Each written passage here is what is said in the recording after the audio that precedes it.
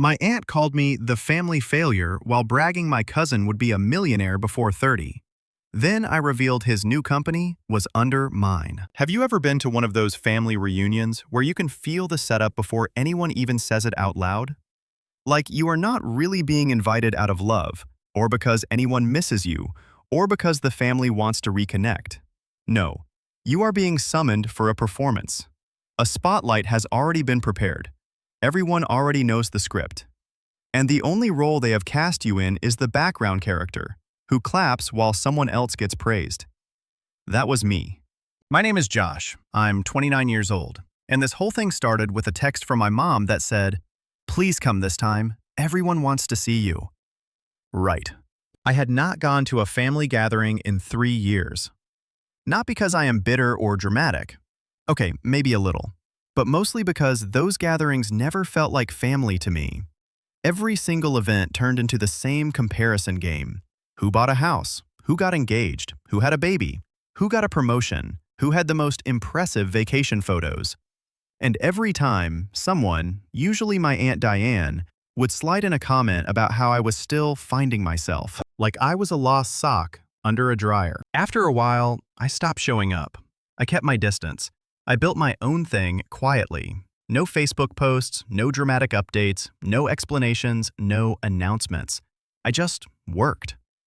But this time, something in my mom's voice, or maybe something in my own curiosity, made me say yes. For the past 4 years, I had been building my company. It started as a niche recruiting platform for engineers. Then we pivoted into building tools for enterprise hiring. 6 months before that reunion, we got acquired. Clean exit, the kind of deal that changes everything. But I kept it quiet. My name was not splashed across headlines, and I liked it that way. I was never flashy. I liked being underestimated, or at least I had learned how to survive it. The reunion was set for Saturday in the same place as always, my uncle's obnoxiously large house with a circular driveway, the 3 SUVs parked out front, and that weird iron eagle above the garage that made the place look like he was running some kind of secret society. I pulled up in my Tesla. Not that anyone noticed or cared. They were too busy swarming Ryan. Let me tell you about my cousin Ryan. Ryan was 26. Blonde, big smile, varsity jacket energy even when he was not wearing one. He was the family's golden boy. Straight A's in high school, business degree, summer internships at big firms, perfect LinkedIn warrior. The family loved him. And apparently that day was his coronation. The second I walked in, Aunt Diane grabbed me by the wrist. Not metaphorically, she physically grabbed me, dragged me toward the patio and said, "Josh, oh my God, you're here. Come say hi to Ryan. He just got hired at Nexra." Nexra. I knew the name, a fintech startup that had recently gotten a new round of funding, flashy headlines, big valuation, a lot of buzz. And unbeknownst to Aunt Diane, one of the companies my firm now technically owned. Not directly, but under our new parent company's umbrella. I blinked. "Oh, wow," I said, smiling. "That's exciting." She leaned in and whispered like we were sharing gossip, except her voice carried loudly enough for the next zip code to hear. "He's going to be a millionaire before he's 30. He's just so brilliant." Then came the kicker. Unlike some people, she added, letting the last part dangle there like a cheap insult, she thought I would not catch. I smiled again, not because I was not annoyed, I was annoyed, but because this was exactly why I came. Ryan was in the center of the backyard, surrounded by lawn chairs, lemonade, and admiration. He was talking about stock options like he had personally invented them. A small crowd of cousins and uncles nodded along like disciples. "It's pre-IPO, so yeah, there's risk," Ryan said, waving one hand like he was on a panel at a tech conference. "But I'm not worried. We're scaling fast. The CEO knows me by name." I stood at the edge of the group with my hands in my pockets and just observed. That was when Grandma asked the inevitable question. "So, Josh, honey, what are you up to these days?" The volume dipped. Not fully silent, but enough for me to feel a dozen heads tilt toward me like sunflowers chasing the light. I considered giving my usual vague answer. "Oh, work's been good. Busy." But that day felt different. I was not there to brag. I was there to remind them that I existed outside their expectations. So I took a sip of my drink and said, "Not much. I just signed Ryan's paycheck last week." Silence. Actual silence. I had never heard that many mouths close at once. Even Ryan blinked like he did not understand what he had just heard. Aunt Diane's smile twitched. And that was when Grandpa, who was 82, hard of hearing and usually half asleep at these things, stood up from his lawn chair, leaned on his cane, and said, "Wait a damn minute." But before we get to what Grandpa said next, I need to rewind a little, because that moment was not just a witty comeback. It was 4 years in the making, and it started with a college dropout, a crappy apartment above a laundromat, and a family who thought I was wasting my life. When I left college at 21, everyone thought I had lost my mind. My dad stopped talking to me for a month. My mom cried. Aunt Diane told everyone I would probably end up delivering food or starting a band. I did not care. I had an idea and I wanted to build something, not for clout, not for applause, just for me. But that decision cost me more than their approval. As I stood in that backyard, watching their smug smiles fade into confusion, I remembered everything they had said along the way. I remembered the birthday I was not invited to because they assumed I would be too busy with my startup thing. I remembered the Thanksgiving where Ryan joked that I was technically unemployed, and everyone laughed, including my parents. I remembered every ignored text, every eye roll, every forced smile when I tried to explain what I was building and got nothing but blank stares in return. So, no, my answer was not about flexing. It was about reclaiming space. And as Grandpa adjusted his hearing aid and looked around at the stunned crowd, I realized the best part had not even happened yet, because they had not heard the full story, not even close. Grandpa's voice cut through the silence like a rusty saw. "Wait a damn minute. You signed his paycheck?" He squinted at me, then at Ryan. What does that even mean? Every eye turned back to me, and I could feel the weight of the moment pressing down on my chest like a sandbag. My hand tightened around my drink. I had not planned to say it like that, it had just slipped out. But now that it was hanging in the air, there was no taking it back. Ryan gave a short, awkward laugh. "Right, Josh, that's a good one." He looked around, hoping someone would join in. No one did. I smiled gently. "Yeah," I said. "Small world, right?" But I did not offer more. Not yet. Let them stew. Aunt Diane recovered first. She stood straighter, tugged down her cardigan, and gave me that tight, dismissive smile she always used when she was trying to reassert control. "Well, I'm sure that's a fun joke, Josh. But Ryan worked really hard to get where he is. He beat out over 100 candidates for his position." "I know," I replied. "I remember seeing the list." Another silence. Grandpa slowly sat back down, mumbling something about needing stronger coffee. Cousin Emily raised an eyebrow. Uncle Frank just looked confused, and Ryan looked scared.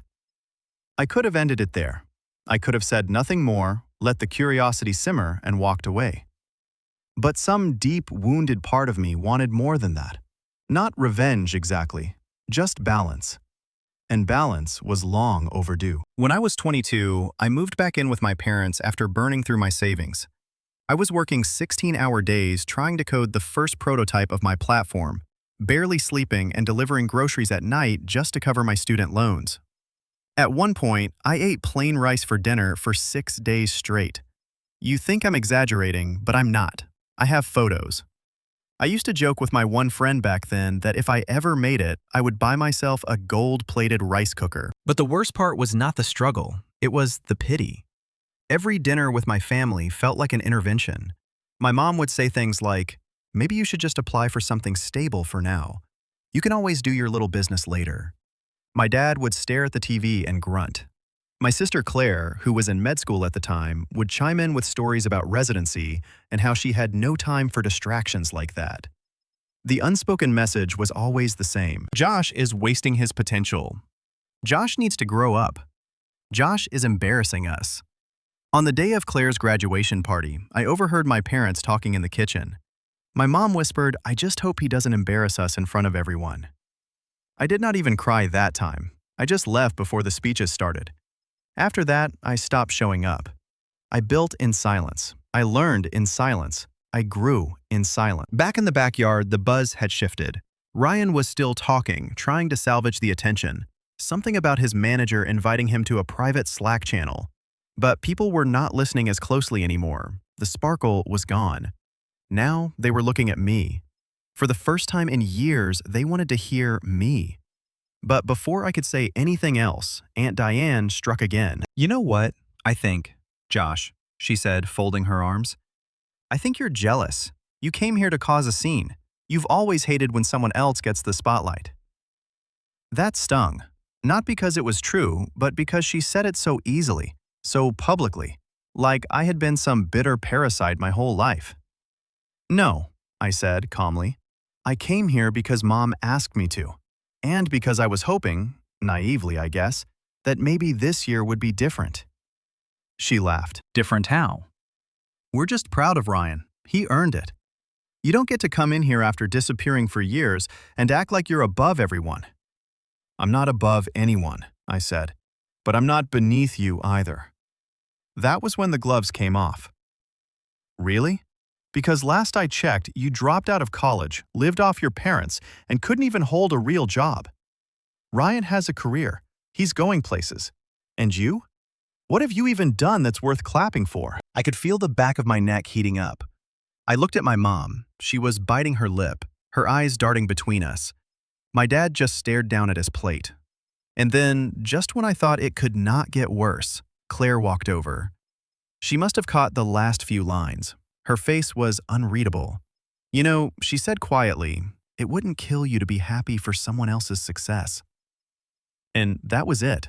Not the words themselves, the weight behind them. The realization that even after all these years, even after everything I had built, they still saw me as the family disappointment. Not a self-made entrepreneur, not the guy who turned a broke idea into a multi-million-dollar exit, not the man who stayed up late learning how to pitch, how to hire, how to survive. Just the dropout, the pity case, the failure. So I left. I did not storm out. I did not make a scene. I just walked back to my car and drove away. I did not go home. I parked by the old high school field where I used to eat lunch alone after quitting soccer. I stared at the empty bleachers and thought about every moment that had led me there, every comment, every slight, every backhanded compliment. Then I called my old mentor. He picked up on the second ring. "Josh," he said, "everything okay?" I paused. "I think I want to do something petty." He laughed. "Define petty." "I want to invite my entire family to dinner next weekend. I want to book it at the most expensive restaurant in the city. I want to pay for everything, but only after they sit through a presentation." He did not hesitate. "Do it." So I did. I waited a few days and let the tension simmer. Then I messaged my mom and asked her to help me invite everyone to a dinner to celebrate something important. She did not ask too many questions. She just said she was glad I was trying to reconnect. I booked the private room at the most luxurious restaurant in the city. The kind with gold menus, valet parking, and a sommelier who makes you feel like wine is a religion. I pre-ordered everything: steak, seafood, dessert, top-shelf drinks. I told the restaurant to spare no expense. Everyone RSVP'd yes. Of course they did. They thought it was about them. On the night of the dinner, I wore a black suit and brought printed copies of something I had been working on for a few days. It was not a presentation. It was not even flashy. It was a single page, a diagram, a breakdown of our company's organizational structure before and after the acquisition. And there, in black and white, was Nexra, listed under our parent brand with my name near the top, just beneath the CEO.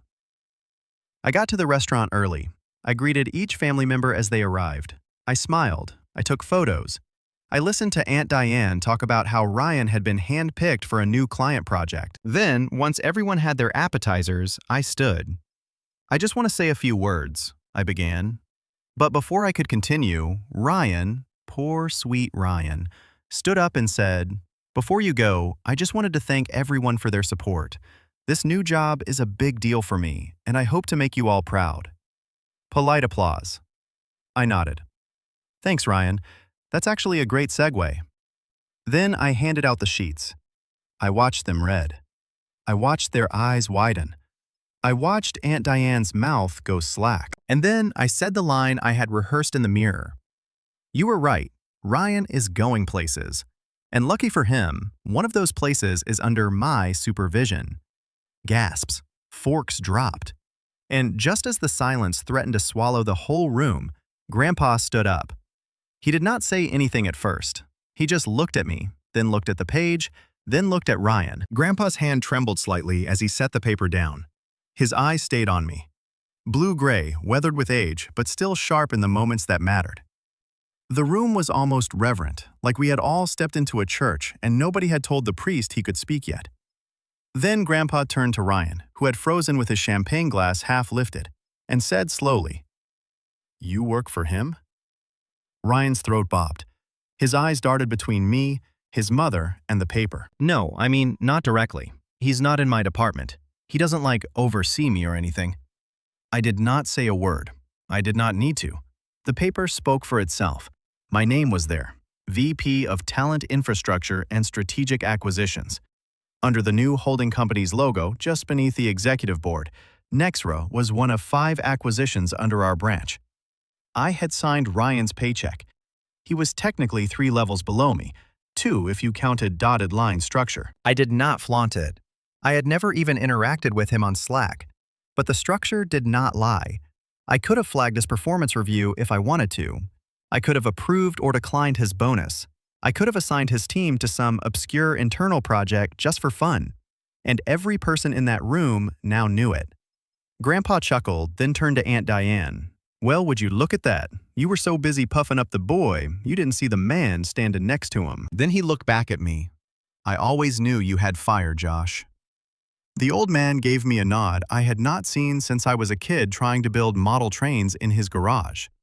Then he sat down and stabbed his steak with renewed enthusiasm. But the room had not caught up yet. Claire was silent, staring down at the paper like it had betrayed her.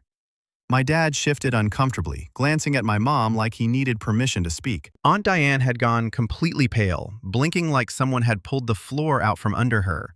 And Ryan looked like he wanted to disappear. But I was not gloating. I was not even angry anymore. That part had come and gone. What I felt more than anything was tired. And as I sat back down and took a slow sip of water, I realized this was not the ending. This was the middle. Let me take you back for a moment to the part of the story I skipped over in the beginning. The part most people do not talk about when they make it. The part that hurts. After I left Claire's graduation party early, I moved out of my parents' house and into a place I could barely afford, above a laundromat with a leaky ceiling and paper-thin walls. I worked nights delivering food and days building my startup, cobbling together code and clunky prototypes from tutorials, late-night forums, and pure desperation. I had one friend, Jason, who believed in the idea, so he helped on weekends for free. The first version of the platform crashed constantly. The second was barely usable. The third started to work. We got our first paying user 14 months in, a small firm in Ohio, $99 a month. I cried when the Stripe notification hit. Not out of joy exactly, out of relief. I was not crazy. The night we hit $500 in monthly recurring revenue, I bought 2 paper crowns from Burger King and made Jason wear one. We toasted with soda and talked like kings. But growth was slow. Money was tighter than ever. Every dollar that came in went to hosting fees, UX improvements, and customer support. I did not pay myself for 26 months. My parents did not know that. They assumed I was freeloading. My dad once asked if I would ever contribute to society. I nodded and changed the subject. I did not go to family gatherings. I did not answer texts. I lived in that in-between place, too broke to feel successful, too stubborn to quit. And then came my lowest point, year 3. We lost our biggest client because of a feature bug. Our churn spiked. Jason's mom got sick and he had to step away. I was alone again. I maxed out my last credit card to keep the lights on. I applied for night shifts at a warehouse just to scrape by. That night, I sat in my car outside the warehouse orientation center, gripping the steering wheel with white knuckles, and asked myself, why? Why keep going? Why suffer? Why not just get a normal job and stop this madness? But something in me, something small, quiet, and angry, refused. Maybe it was pride.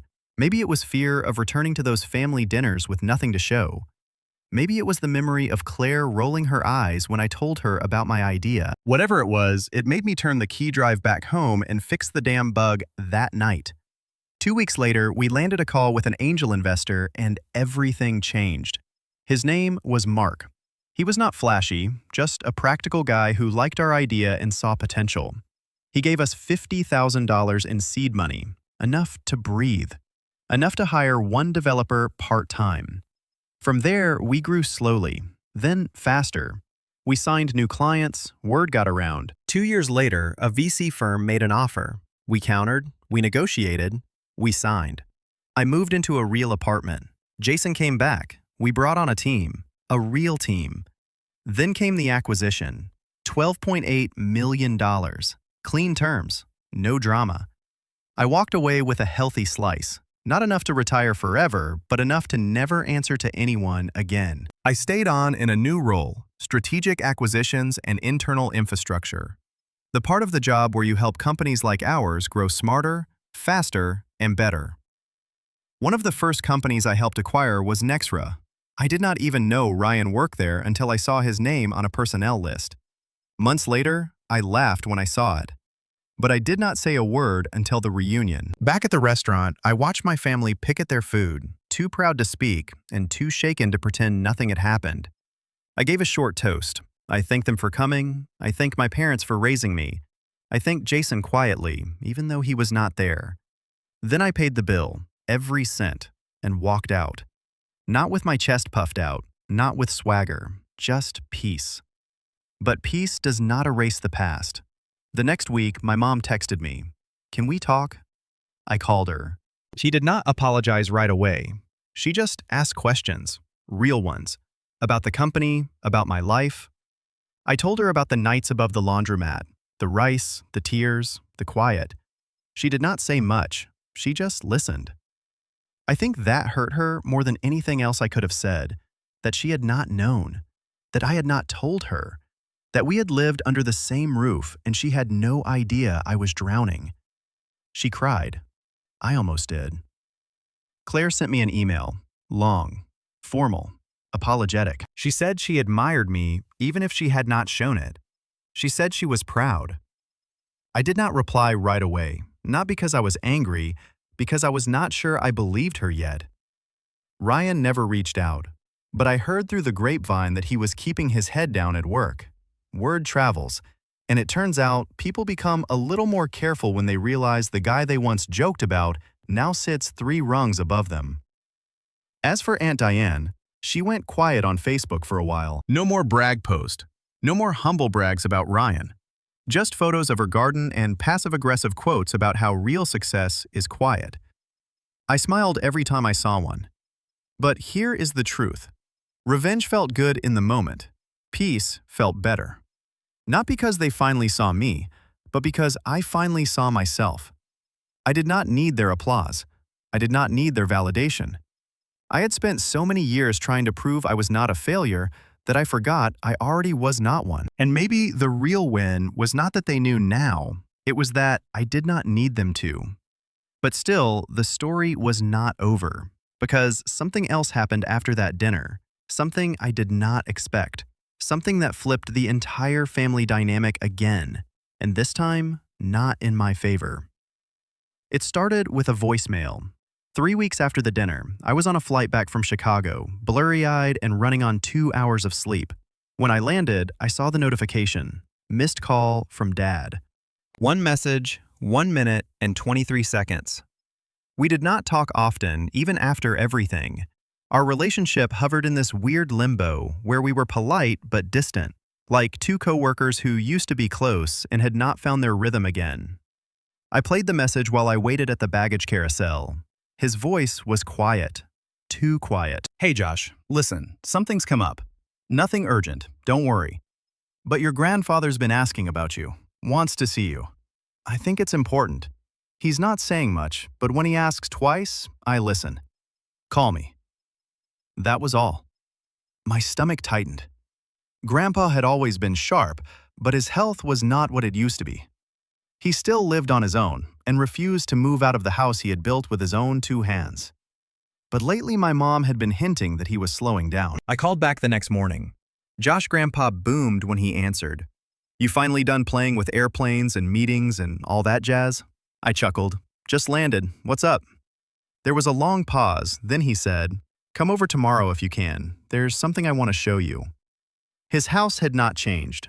The same peeling blue paint on the porch rails, the same wind chimes that clinked in the soft breeze, the same smell of coffee cedar and something faintly medicinal that clung to old walls and older memories. He was waiting for me on the porch, wearing his usual suspenders and that flat cap that made him look like he had walked off the set of a 1950s baseball game. "You're late," he said, even though I was 5 minutes early. "Nice to see you too," I replied. He waved me in without another word. Inside, he led me to his study, a cluttered room filled with tools, old maps, stacks of yellowed newspaper clippings, and a locked cabinet that had not been opened in decades. He sat down slowly in his worn leather chair and gestured to the seat across from him. Then he unlocked the cabinet, pulled out a manila folder, and handed it to me. Inside were a dozen old documents, property deeds, tax forms, letters, even a wrinkled photo of a lake house I barely remembered from childhood. My eyes skimmed the top page. I was confused. "I don't understand," I said. "What is this?" That, Grandpa said slowly, is everything the family doesn't know about. I looked up. He leaned back, resting both hands on his cane. "That lake house has been in the family since the 70s. Your grandmother and I bought it before any of your uncles got married. Never told anyone it was under my name only. Figured it'd be less of a fight when I passed." I kept reading, property titles, dated signatures, my name on a few of them, dated within the past year. "You transferred these to me." He nodded. "Started the paperwork months ago. Made it official last week." I blinked. Why me? Another pause. He stared at me with a strange intensity, like he was trying to see through my skin and into my bones. "Because you showed me something they didn't. Grit. Fire. You earned everything you've got. They, your father, Diane, Claire. The rest of them, they all think success is owed to them because they check the right boxes. Good grades, good schools, the right job titles." He leaned forward. "But you built. And then you showed grace. You didn't rub it in their faces even when you had the right to." I did not know what to say, so I said nothing. He continued, quieter now. "They think I'm leaving it all to your dad. Diane thinks Ryan's getting a share. But the truth is, I've watched how they treat people when they think they're above them. And I've watched how you stayed humble when you didn't have to." He tapped the folder. "You're the executor now. You hold the key. And when the time comes, it's your call what happens next." My pulse picked up. "Does anyone else know?" He smiled. "Nope. That's the fun part." I left his house feeling like someone had handed me a loaded weapon and told me to use it wisely. I had not asked for this. At first, I did not even want it. But the more I thought about it, about the lake house, the accounts, the forgotten shares in an old family business that still produced a small but steady income, the more I realized what I had been given: leverage. And suddenly, memories started to resurface. Claire laughing in my face when I asked if she could look over a contract back in the early days of my company. "I'm a doctor, not a magician," she had said. Diane telling my mom, behind my back, that I was a hopeless case and that they should start planning for when he comes crawling back. Ryan bragging at a wedding that some people think startups are a ticket to easy money, but they do not understand the real world. I remembered all of it, and now I held the strings. Over the next few weeks, I began to plan, not out of spite, not out of revenge. At least that is what I told myself. I wanted clarity, I wanted justice, and maybe, just maybe, I wanted a spectacle. First, I called my lawyer. I had him review every document Grandpa gave me. We confirmed the transfers, filed the quiet paperwork to complete a few lingering deeds, set up protections, and watched as legal authority shifted into my name bit by bit.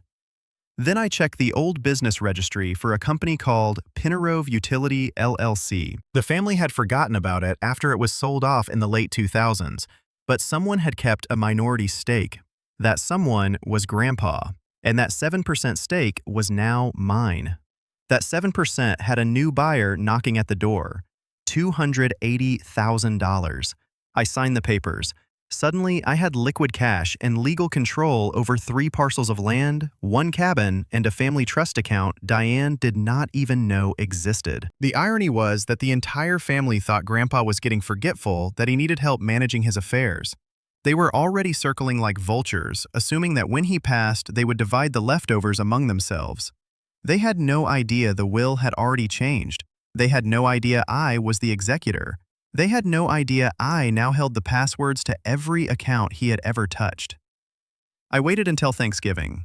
This time, dinner was at Diane's house. It was the usual circus. Roast turkey, polite insults, performative laughter. Ryan was quieter than usual. He kept his head down.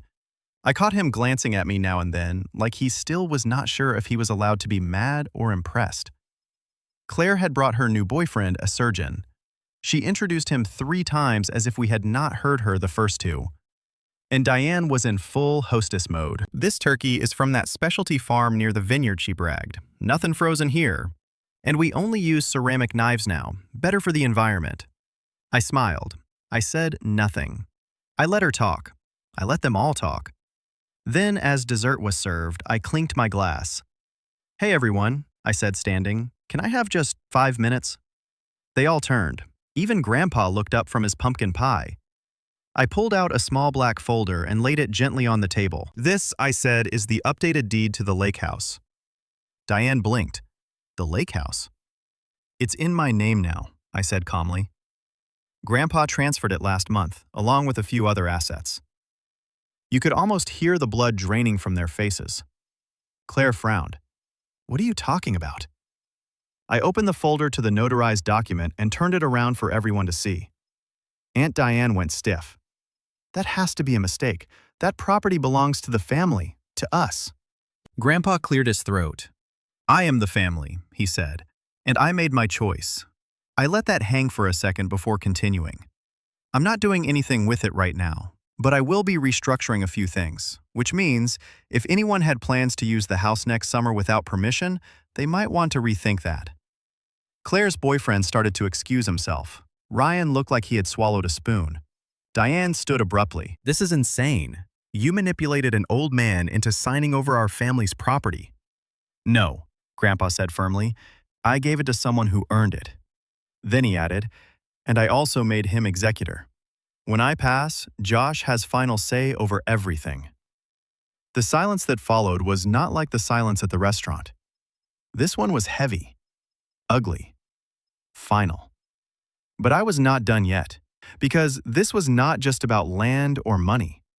This was about truth. And it was time to show them what truth looked like when it walked into the room with a folder and a plan. That was when I dropped the final envelope on the table. Diane's name was printed on the front. Inside was something she had never seen coming, something she should have remembered, a mistake she made years ago. And I had the receipts. But let's not get ahead of ourselves, because when she opened that envelope and her face changed, that was when everything truly started to unravel. Diane's fingers trembled as she slid the paper out of the envelope. She unfolded it with the caution of someone who already knew she was holding something dangerous. Her eyes scanned the page, moving faster as her breath caught. By the time she hit the signature at the bottom, her face had gone completely still. Expressionless but pale in a way that gave everything away. I did not say a word. I wanted her to speak first. "Where did you get this?" she finally whispered, clutching the paper a little too tightly. "It was in one of Grandpa's old files," I said calmly, "with the rest of the trust documents." "You went through his private things?" she snapped, her voice rising an octave. Desperate now. "You manipulated him. You must have. He would never give you this. You've always hated me." "Stop," Grandpa said, his voice low but firm. "He didn't manipulate anything. I gave it to him. The room went silent again, but this time the silence was vibrating under the surface, like the air was waiting to crack. Claire leaned over to peek at the document in Diane's hands. What is it? I turned to Claire slowly, almost theatrically. A promissory note. I said, signed by Aunt Diane 23 years ago for a $37,000 loan that Grandpa gave her and Uncle Ron when they wanted to start that landscaping business. The one that failed after a year. Diane's eyes went wide. He said it was a gift. We were family, and it was. He said not to worry about it. Grandpa shook his head. I said, don't worry about paying it yet. I never forgave that debt. I just waited. Waited to see if you'd bring it up. You never did. She was stammering now, rage and fear colliding behind her eyes. That was 20 years ago. It's irrelevant now. And anyway, any lawyer would say the statute of limitations. It's not about suing you, I said, folding my hands neatly in my lap. It's about family, about fairness. You've spent decades treating everyone like they were beneath you, bragging about your money, making jabs about people's careers, their choices, my mom, my dad, me. And the whole time you never once thought about the help you got to get started. Claire spoke up, cautious now. Okay, but that was a long time ago, Josh. Why bring this up now? Because I said, turning to face the entire room, this family has spent years rewarding arrogance and punishing humility. I watched all of you treat me like I was broken just because I didn't follow the same path you did. You mock me for building something from scratch. You belittled me when I was at my lowest. You ignored me unless you needed something to gossip about. I paused and let the tension rise, and now I'm the one holding the keys. To the property, to the accounts, to this family's legacy. Diane stood up. You're just doing this for revenge. You were always jealous of Ryan, of Claire. I tilted my head. You keep saying that word. Jealous. But let's be honest. What exactly is it you think I'm jealous of? No one answered, so I kept going. Claire's success. She earned that. I respect her. Even if she's cold sometimes, at least she works for what she has. Claire stiffened, but she did not interrupt. Ryan, I was never jealous of him. But you made sure the entire family believed I should be. Every dinner, every party, you made him the star and made me the cautionary tale. You created a narrative and fed it until it became gospel. Grandpa chuckled softly. Well, I said, looking back at Diane, the story changed. Then I said it plainly. You owe $37,000. I don't need the money, but I do want a statement. A signed letter acknowledging the loan, the terms, and the fact that you misrepresented it as a gift to avoid repayment. She scoffed. You're joking. I pulled out another sheet from the folder. I've drafted it for you. You can't make me sign that. No, I said. But if you don't, I'll file it with Grandpa's full estate records. And then you'll be in violation of a promissory agreement under the terms of the updated trust, which gives me the right to legally bar you from inheritance distribution for failure to acknowledge debts to the trust originator. Diane's mouth opened, but no sound came out. Ryan looked like he was watching a live car crash and was not sure which side of the windshield he was on. Claire sat perfectly still, eyes locked on me, no longer angry, just curious, for once really listening. I turned to the group, and just so everyone is clear, this isn't about punishing her. It's about accountability. I was called a failure for years. I was left out of birthdays, mocked at reunions, judged for not being on the same timeline as everyone else. Now that I'm successful, you want me to pretend none of that happened. I shook my head. I won't. I'm not looking for applause. But I am looking for honesty. So here's how it's going to go. I looked each of them in the eye. 1. If you want access to the lake house, you come through me. 2. I will be revising the family trust rules. That includes limiting access to discretionary funds and implementing contribution-based equity for future use of any shared properties. 3. No more backroom deals. No more he said, she said. I'll be setting up quarterly reports for any shared assets. Full transparency. I looked at Claire. You're a doctor. You understand systems. If you want to help me manage this as co-executor, I'd welcome it. But not as a favor to me. as an act of atonement. She nodded slowly. I'd be okay with that. 4. Ryan.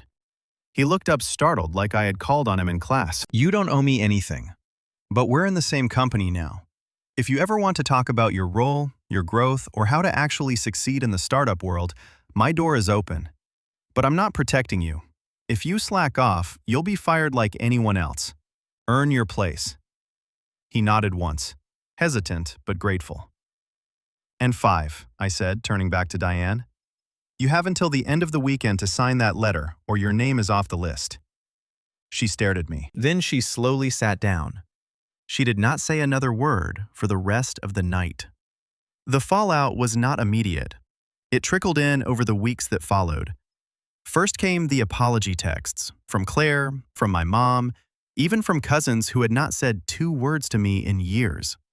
Everyone was suddenly reflective, suddenly interested in my journey, suddenly wanting to learn more about what you went through. I responded when I could, politely, but not always warmly. Some bridges once burned do not need rebuilding. Ryan started showing up to work earlier. I noticed his Slack activity. I noticed him asking smarter questions. He was trying in his own way to change, and I respected that.